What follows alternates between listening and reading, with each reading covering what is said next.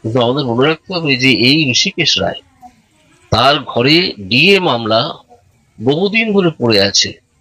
আমি আজকে ভারতবর্ষের একজন সাংসদ হিসেবে এবং একজন ভারতবর্ষের নাগরিক হিসেবে এই ঋষিকেশ রায়ের কাছে আমি জানতে চাই, সরাসরি আমি জানতে চাই যে আপনি অন্তত কোর্টে বসে একটা যুক্তি দেখান যে কেন এতদিন আপনি ডিএ মামলাটা ফেলে রেখেছেন। আপনার এত কিসের ইন্টারেস্ট ডিএ মামলা না শোনা? কেন? আপনি কি এই নিয়ে তদন্তের মুখোমুখি হবেন? আপনার নিজের বিরুদ্ধে তদন্ত করার আদেশ দেবেন? তা যদি দেওয়ার ইচ্ছে আপনার না থাকে, বা যদি দিতে যদি আপনি না চান, বা যদি মনে করেন যে অন্য কোনো রকমের পিটিশন আসুক আপনার সামনে, যাতে আপনি যথেষ্ট যদি লজ্জাবোধ থাকে লজ্জিত হবেন, তাহলে আপনি ইমিডিয়েটলি একটা কৈফিয়ত দিন।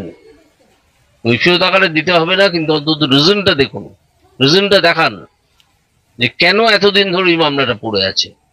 এটা একবারে শেষ স্টেজে পৌঁছে গিয়েছে।